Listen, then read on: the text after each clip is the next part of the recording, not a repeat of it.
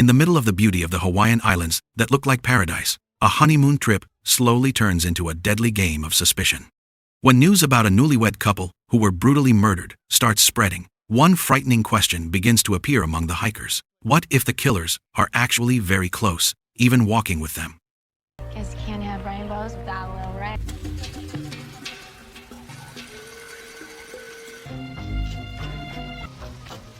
That night, a couple's wedding party was held in a very lively celebration. Elegant decorations filled the entire room, music played energetically, while high-class dishes were served to the guests who came to celebrate their happy day. Laughter and conversations could be heard in every corner, creating such a luxurious party atmosphere. From the way the celebration was held, it was clear that the bride and groom came from wealthy backgrounds and did not hold back when celebrating an important moment in their lives. Happiness was also clearly visible on the faces of the newlywed couple. Friends and family shared in the joyful atmosphere that surrounded the party. Among the guests' conversations, the couple's honeymoon plans became the most frequently discussed topic.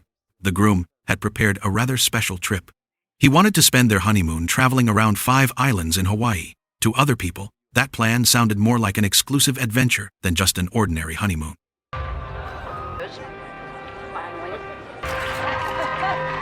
Sometime later, they finally carried out that plan. The couple were Cliff and Sydney, who had now arrived at the 4th island of their journey. That meant there was only one destination left before their honeymoon trip would be finished. The last place they wanted to visit was Kalalau Beach, a location often called a hidden gem in the area. So special. Never any trouble here. When they finally arrived on the island of Hawaii, Cliff and Sydney went straight to a simple lodge. Even though it wasn't very big or luxurious, the place was comfortable enough to rest.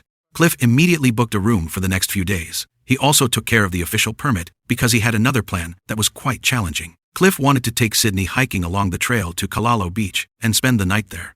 That plan made the lodge keeper a little worried. The keeper warned them that the trail to Kalalau Beach was not an ordinary hiking route. The trek was known to be quite dangerous and had already taken several victims, especially for people who were not experienced with terrain like that. But the warning didn't make Cliff and Sydney back down. Instead, it made them even more interested. For them, challenges like that were part of the excitement of an adventure. While they were on the way to the starting point of the hike, Cliff saw a pair of foreign tourists walking on the side of the road without wearing any footwear. Cliff felt a little sorry for them and thought about offering them a ride. Sydney actually looked a bit hesitant about the idea. She felt uncomfortable bringing strangers into their car.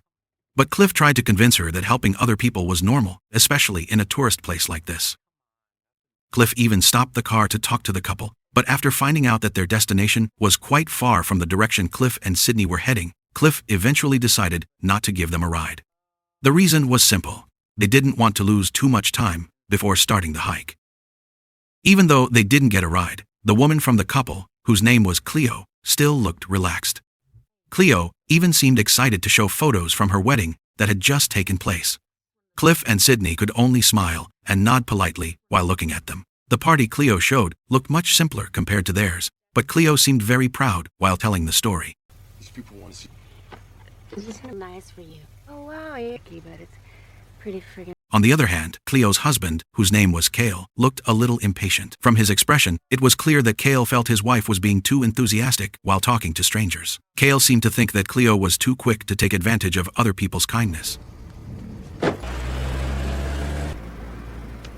Not long after that, Cliff and Sydney finally arrived at the hiking trail leading to Kalalau Beach. The trail already looked challenging from the start.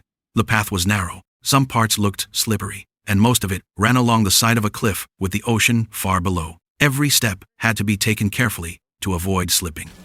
Got it. You did great. At one particularly dangerous point, Sydney almost lost her balance while walking. Luckily, a tourist named Nick, who was not far from them, quickly moved and helped her.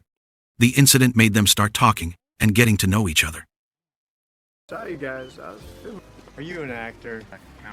Actually, movie studios. From that conversation, Cliff learned that Nick had quite an interesting background. Nick had actually worked as a mercenary. That experience made him used to dealing with dangerous situations, including hiking terrain like the one they were currently crossing. That's your Agents? And they don't do something else for a while. Well, Get a new agent? Their journey then continued until they met a group of female tourists who looked anxious. They seemed busy trying to find a phone signal, but couldn't get one. From their conversation with the group, Cliff and Sydney finally heard some pretty horrifying news. A few days earlier, a brutal murder of a newlywed couple had occurred on the island of Honolulu. Hearing that story, Sydney immediately fell silent. She remembered that a few days earlier they had also been on the same island.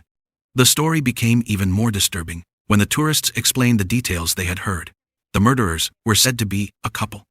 What made the case feel even stranger was the report that they took the victims' fingerprints and teeth. As soon as they found out that Cliff and Sydney were also a newlywed couple, the expressions of the tourists immediately changed. They looked frightened and slowly moved away from Cliff and Sydney, as if they didn't want to be too close to them.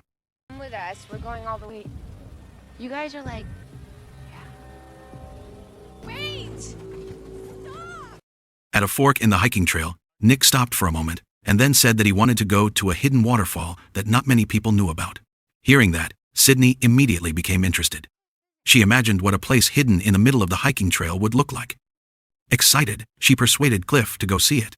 Cliff actually didn't really agree with the idea. He felt their time was running out because it was getting late in the afternoon, while their main destination was still Kalalau Beach. But when Cliff saw that Cale and Cleo were apparently on the same path toward the waterfall, Cliff finally gave in. He decided to follow Sydney's wish, even though he still felt a little doubtful. When they arrived at the waterfall, the place did look quite beautiful and peaceful. The water flowed down from the rocky cliff with a calming sound. There, Cliff realized something. It turned out the main reason Nick came to that place wasn't just to see the view, but to meet his girlfriend named Gina. Sydney quickly became friendly with them and joined the conversation. Meanwhile, Cliff chose to step away from the crowd for a moment. He tried to find a phone signal to check the news again about the murder of the newlywed couple they had heard earlier. After he finally managed to get a connection, Cliff's sense of worry grew stronger. From the news he read, the police said that the suspect couple had likely already left the island where the incident happened and could have moved to another island. Cliff then opened the information about the suspects' identities, which included photos and descriptions of their characteristics. When he saw the data, Cliff's heart started beating faster. Some of the characteristics listed felt similar to Cale and Cleo. The thought immediately made him uneasy, especially since earlier the couple had looked a bit annoyed when Cliff briefly lied about their travel destination. Suspicion began to appear in Cliff's mind. He felt it was possible that Cale and Cleo had deliberately been following him and Sydney during the trip. The atmosphere became a little tense until Nick came and accidentally broke the situation that was starting to feel uncomfortable. Cale then explained that they had only stopped there for a moment before continuing their journey in another direction. Permits to go further.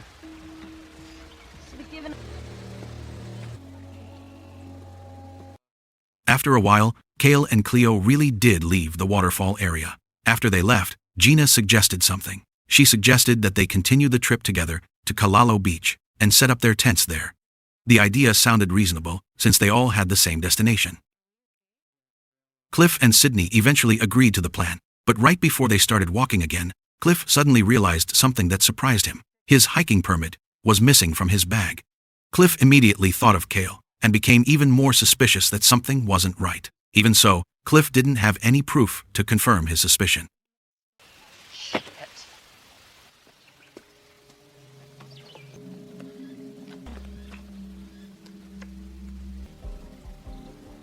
We're still young, huh, Cliff?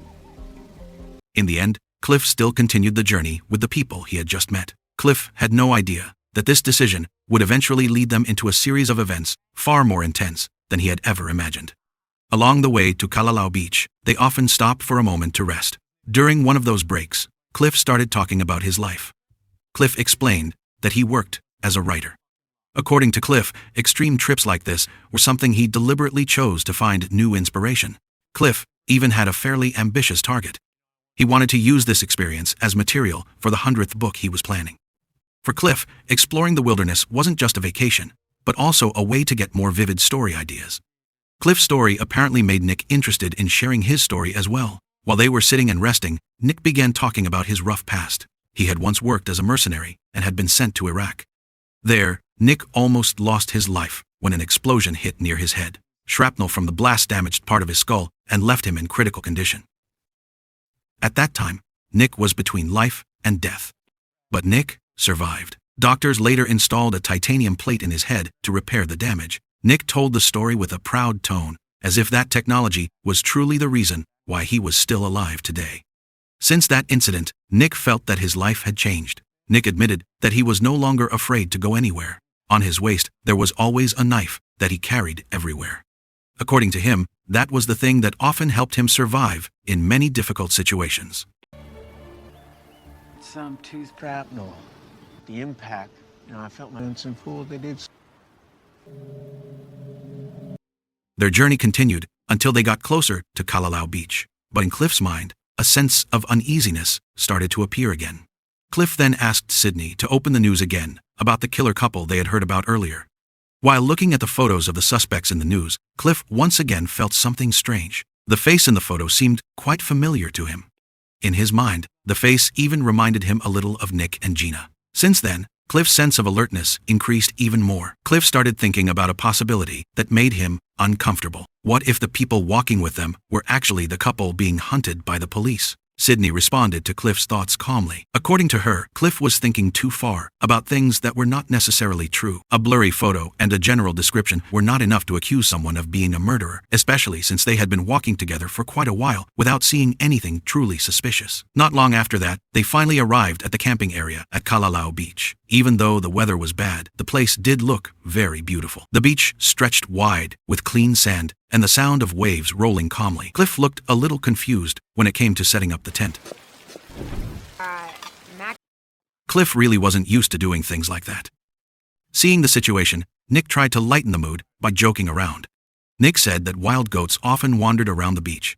Nick also advised Cliff to be more aware of his surroundings. According to Nick, that habit was important for anyone who had ever lived in a conflict area or war zone. A little while later, Nick invited Cliff to go hunting to find something they could cook for dinner. Even though it sounded like a normal invitation, Cliff actually felt a little uncomfortable with the idea. The situation became even more awkward when Nick seemed to notice Cliff's suspicious stare. Nick immediately asked the reason behind Cliff's cautious attitude. Nick explained that there were many couples on vacation on this island, not just him and Gina. Nick also said that earlier he had seen a man and a woman who seemed to be watching them from a distance. Nick made sure that the couple were not Kale and Cleo. That happened. Happened to Sioux City. Come on. Oh, yeah, I'm an adult. Because Nick walked farther in another direction, Cliff eventually decided to find out for himself who Nick was talking about. He followed the direction Nick had mentioned earlier.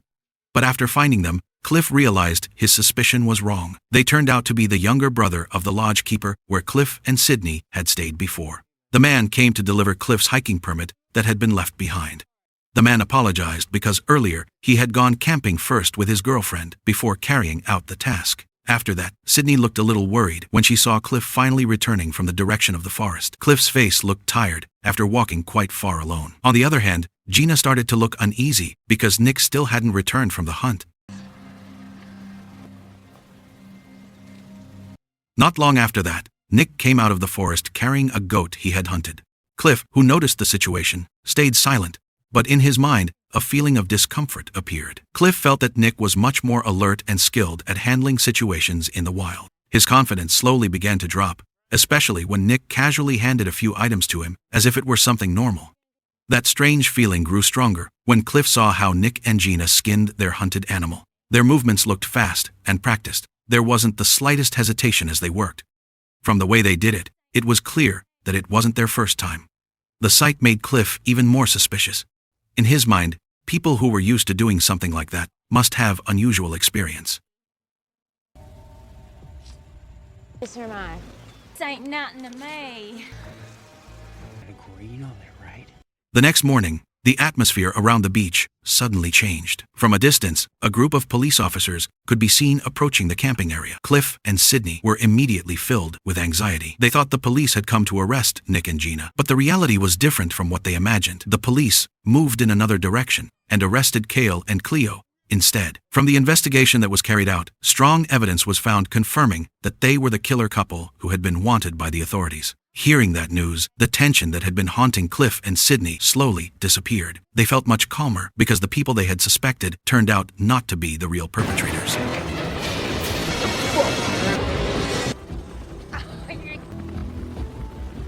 After the situation returned to normal, they continued their vacation with Nick and Gina like before. When the atmosphere felt relaxed again, Cliff invited Nick to do something he thought was fun. Cliff challenged Nick to race, using a boat to a sea cave not far from the beach. Nick accepted the challenge casually. With the experience Nick had, he looked quite confident facing the sea and the terrain around it. Before leaving, Cliff said goodbye to Sydney. He also hoped Gina wouldn't feel worried while they were gone for a moment. But Gina actually looked a little annoyed because she wasn't invited to join the race. While waiting for them to return, Gina decided to play the recording of Cliff and Sydney's wedding video that they had talked about earlier. At first, Gina watched it casually.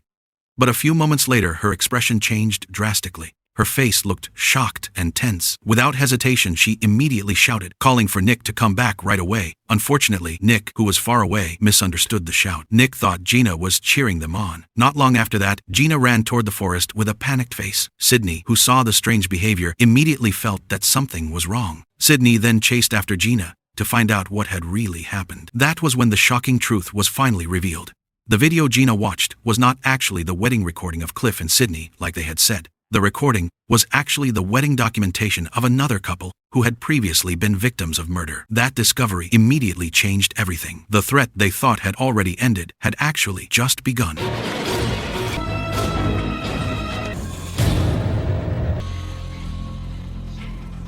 Meanwhile, Cliff and Nick were already inside the sea cave. They had no idea what was happening outside. On the other side of the cliff, Gina desperately tried to climb a steep, narrow path. She had only one goal. Gina wanted to warn Nick that the person with him was actually the real threat. The truth that was finally revealed was indeed shocking. Cliff and Sydney were actually the killers who had been wanted by the police. Inside the cave, Cliff could no longer hide his true self. The emotions Cliff had been holding back suddenly exploded. Cliff cried, shouted, and vented his anger at Nick. Cliff felt that Nick had always considered himself superior because of his past as a mercenary. That feeling made Cliff lose control even more. In his emotional outburst, Cliff finally revealed the real plan. From the beginning, this trip was not just an adventure or a honeymoon. Cliff had another intention that was far darker. This trip had actually been planned by him to get rid of Sydney while also erasing the traces of the crimes they had committed. An even more shocking truth was finally fully revealed. The couple who had looked sweet and romantic all this time were actually serial killers who had long been hunted by the Hawaii police. They were not just ordinary criminals. Cliff and Sydney made couples on their honeymoon their main targets. After robbing and killing their victims, they always destroyed the victims' identities. The victims' teeth and fingerprints were removed, so they would be difficult for the authorities to identify. It didn't stop there. They also stole the identities of their victims. The names Cliff and Sydney that they are using now actually belonged to a newlywed couple they had killed before. Cliff even copied the victims' lives in detail. Cliff claimed to be a writer because that profession actually belonged to the real victim. The career story and wedding story Cliff had been telling all this time actually came from the victims' video recordings. But in the end, fate turned out differently. When the victims' bodies were finally discovered by the authorities, Nick and Gina were actually far away in Honolulu. Meanwhile, Cliff and Sydney were still freely enjoying the facilities of a luxury hotel from the results of their crimes. They lived as if they had never done anything. The fake identities they used had become deeply attached to them. Because of that, until now, people still knew them as Cliff and Sydney. Behind the luxury of their trip, the relationship between Cliff and Sydney had actually been unhealthy for a long time. From the outside, they looked like a couple enjoying their honeymoon. But the reality was very different. Sydney started to feel tired of Cliff's behavior that kept changing. Cliff became cold, manipulative, and often treated Sydney roughly. Several times Sydney actually wanted to stop and stay away from that kind of life, but every time she tried to do it, Cliff always managed to pull her back.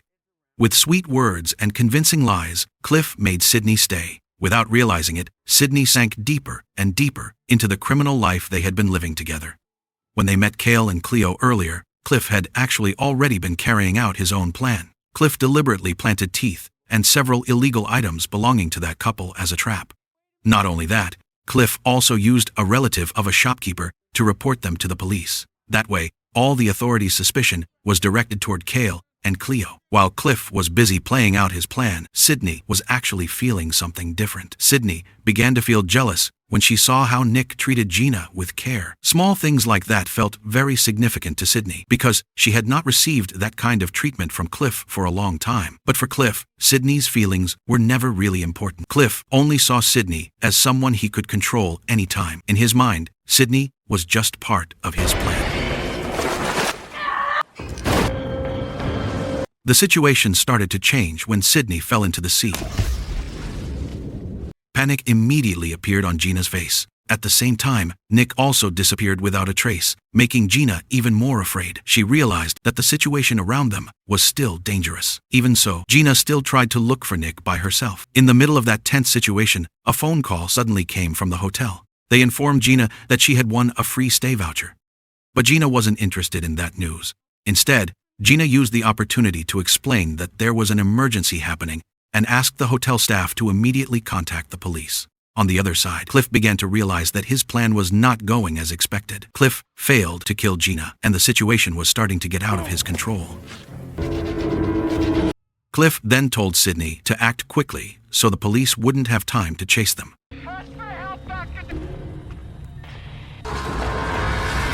The problem became more complicated when Nick turned out to still be alive. The bullet that hit his head didn't kill him because it was stopped by the titanium plate implanted in his skull from the accident in his past. Meanwhile, Gina, who was running away, finally met a group of people who were searching for 2 boats that had been reported missing. To them, Gina told everything that had just happened. Gina asked for their help so she could save Nick. Somewhere else, Cliff tried to play his role again when the police finally arrived at the location. Sydney, who was still under Cliff's influence, went along with the act so his plan wouldn't be exposed. Cliff tried to turn the situation around by accusing Gina of being a drunk woman who used drugs. Cliff even showed illegal powder as evidence to strengthen his story. But the lie didn't last long. Some people began noticing something strange about Cliff's pupils, which looked abnormal. That sign actually suggested that Cliff himself was the one likely using illegal substances. The situation became even more chaotic when Nick suddenly appeared and immediately attacked Cliff. Cliff was truly shocked to see that Nick was still alive. Cliff had previously been sure that his shot was enough to kill him. The brief fight finally ended when the police managed to control the situation. Correct? Not long after that, Gina also arrived at the location and helped save Nick from the final threat. Is he the one I want? In the middle of that chaos, Sydney finally said something decisive. She gave the police a clue that the person they were actually looking for was the one trying to grab a gun. That person was Cliff. Just like the movie's title, this story really tricks the audience from the beginning. We're made to believe that Cliff and Sydney are just an ordinary couple enjoying their honeymoon. But the reality is much darker. They are 2 criminals who have been living by stealing other people's identities and destroying the happiness of the couples they made into victims. And in the end, all those crimes stopped when they met Nick and Gina, 2 people who, without realizing it, became the end of the long journey of that killer couple.